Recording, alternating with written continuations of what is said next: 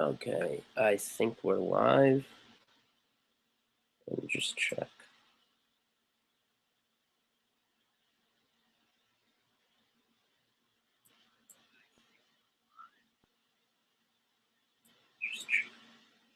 All right. Today, I just wanted to talk a little bit about the recent pivot in the abortion rights movement. There have been a flood of articles recently, and op-eds and columns, including one by one of the five remaining late-term abortion providers. This is a guy who just published an article, an op-ed in the New York Times, and he was part of a pro-abortion documentary called After Tiller. George Tiller was the late-term abortionist who was murdered inside of his church. He was a figure of controversy, picketed repeatedly, and I think subject to a previous assassination attempt. And he basically aborted unborn children up until the sixth, seventh month, what's known as the third trimester. So babies whose internal organs were already formed, could already feel pain, and essentially looked like babies, more or less like the baby, like the children that come out of a woman's womb after the baby's delivered. So like very late into the pregnancy. When you hear about laws like New York's and Vermont, which just codified it into the state constitution, being able to abort children up to dilation. It wasn't that late, but it was very, very late term abortions, and that's what he did for a living. And this quote unquote doctor, really an abortionist, does the same thing that George Tiller did, and he was part of that documentary along with Leroy Carhart, who was the Carhart versus Nebraska, the guy who was the litigant in a lawsuit that eventually affirmed the partial birth abortion ban. So he's one of five abortionists that will literally abort a fetus up until dilation, and there are very few of these left. Like I said, there were five of them that were profiled in the documentary After Tiller. So he wrote an op-ed defending abortion as a moral good. And I'm going to get to Sarah Jones in a minute or so, who also wrote a similar op-ed. She's not an abortionist, but she's a feminist, a radical feminist, far left Marxist writer. But this abortionist wrote an op-ed defending it as a moral good, and this is the pivot that I wanted to talk about, because it's not good enough, because normal people, if they look at this op-ed, they'll see this guy basically makes his living from dismembering and killing children, injecting digoxin into the heart of the fetus, the child, taking them apart in these late term procedures, which he specializes in, and he does it for money. He's not doing this as a noble calling. And I think the pro-life movement has to continually ask these people that question, especially when when you see abortion providers trying to cast this as a moral good, because it's not enough now to say, well, abortion should be legal. it's a woman's right or reproductive choice, and I should have a right to do this as part of my job. You shouldn't force me to actually learn some skills that don't involve dismembering unborn children, because it sounds very venal and selfish. That doesn't sound like a good justification to keep um to continue to allow 700,000 unborn children to be killed. That seems like a very thin reed. Say, well, you shouldn't ban it because I need to make money. And I think we should bring this up whenever we see something like this on in the usual places like the New York Times. If this is a moral good, why don't abortionists ever offer a discount? You can see these videos on Live Action and various other investigative activists and journalists have uncovered conversations, and it almost always revolves around money. They never talk about the morality of helping women not have to carry a child, not be burdened with a child, even though you'll hear those talking points regurgitated in pro-abortion outlets. Like when it actually comes down to it, in these conversations, it's not about morality; it's about how much money they can make, and that's why you never see any of these people offering a discount. They never forfeit any money. They never forfeit any money that's available when it comes to killing a child. Like if one of these women went into their office and said, "I can't afford anything," Medicaid doesn't cover abortion. I don't have any relatives or my boyfriend. They're not going to give me money. Can't you kill my child for free? You never find an abortionist agree to that. So it just puts the lie to this idea that they're motivated by some benevolent, philanthropic urge. And it's just hogwash. They kill babies for money. And if there was no money, they wouldn't do it.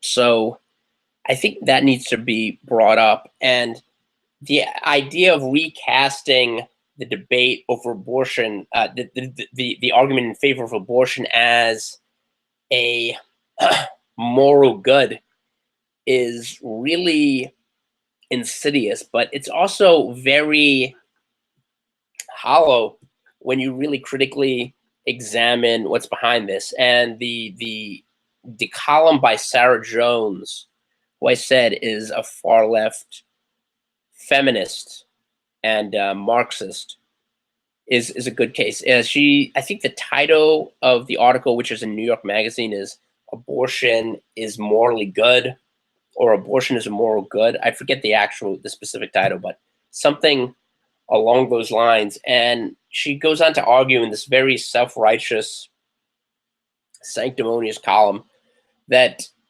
that the previous Democratic left-wing talking point, pro-abortion talking point, i.e., safe, legal, and rare, this formulation that Bill Clinton came up with, is simply not valid. And she attacks Alyssa Milano for invoking the same argument, saying that no woman wants to have an abortion. Now, this is a debatable issue. Of course, there are women that want abortions.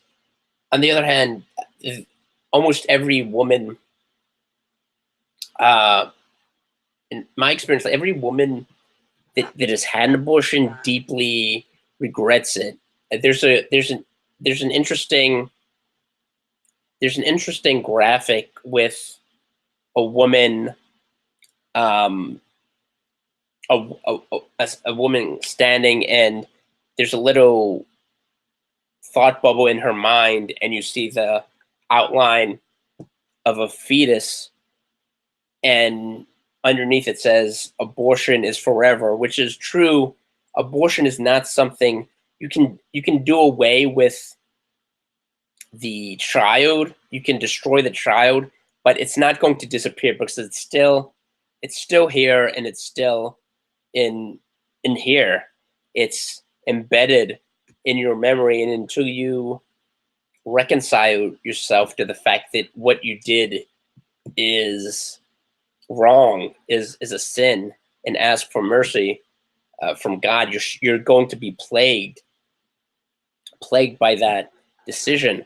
So in that sense, um, women, most women will regret the decision to have an abortion, and the abortion industry's argument that this is just some medical procedure is simply not borne out by reality. And there are women who are pressured either by their boyfriends or their mothers in a lot of cases to undergo abortions. But there is one part of her critique is valid in one respect, when she says that the safe, legal, and rare argument is nonsensical. I do agree with that assertion, because if abortion is not a trauma, is not the taking of a life, why does it matter how often it occurs? And Sarah Jones brings this up, and this is the one valid point in her skewed argument, that if something, if it's just a medical procedure, why should it be rare? I mean, Tiger Woods has had something like, I don't know, 6 or 7 different surgeries for his back and his knee, and I think Peyton Manning had 4 neck surgeries.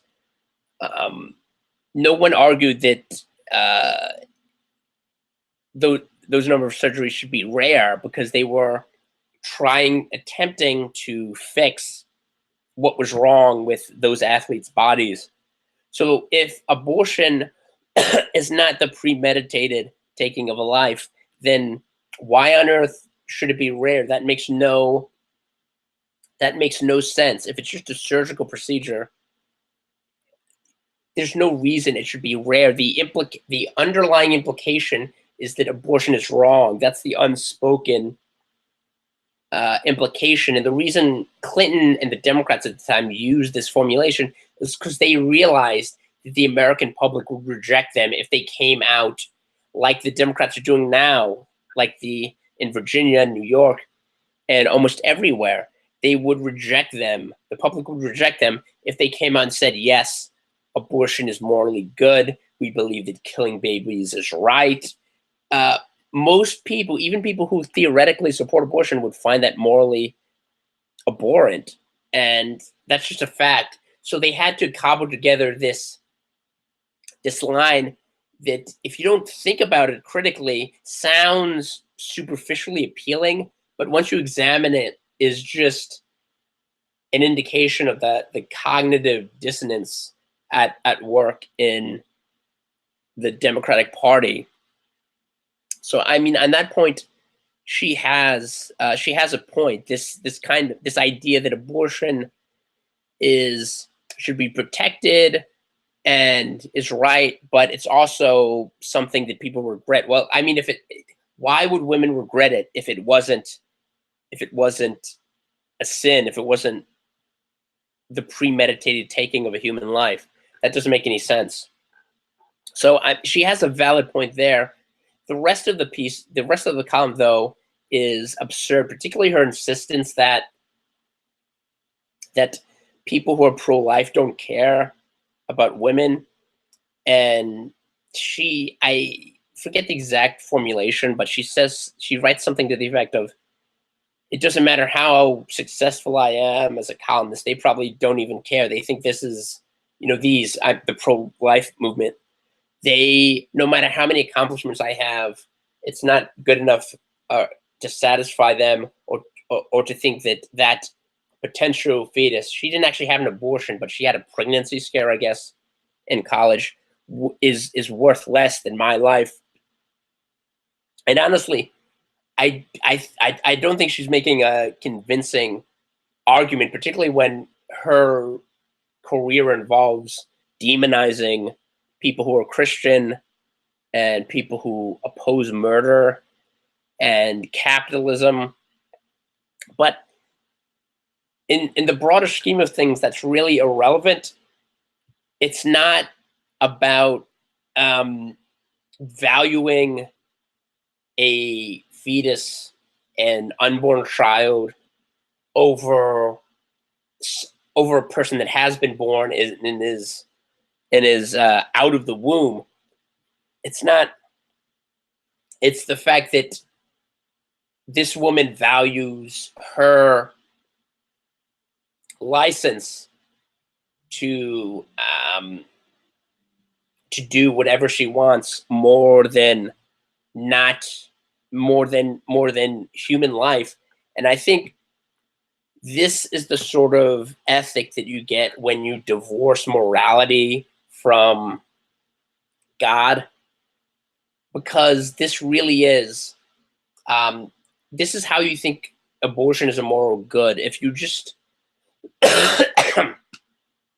and I it's a very utilitarian, even though she herself is not utilitarian. She has a very materialist philosophy. Like I said, she's a Marxist, and she believes that it's just the material world, and her ethic is what's her ethic is basically based on a materialist philosophy that says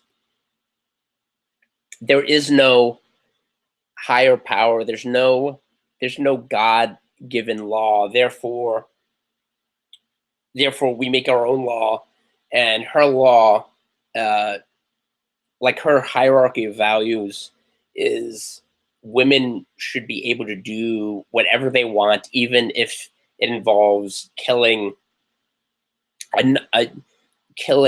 snuffing out life. And people who acquire wealth should be forced to redistribute it to other people. So it's all very, it's all man-made, kind of very carnal, wicked desires that like have no basis in a higher morality. So I mean that's why she doesn't even consider the idea that an unborn life may have a moral claim. To her, it's just a hindrance or an inconvenience that impedes her ability to write columns denouncing people who disagree with her political point of view or who question the morality of radical feminism. And it's unfortunate because she grew up, according to her, she grew up in an evangelical Christian family. And I do think there's some parents, even though they have good intentions, they think that they can force Christ onto their children instead of just raising them in a godly home. And unfortunately, sometimes that estranges their children from God. And I think that's the case in Sarah. That's what happened in Sarah Jones's case, which is unfortunate because she's developed a very warped and twisted view of morality, which is to borrow a phrase from Andy Stanley, unhitched from God.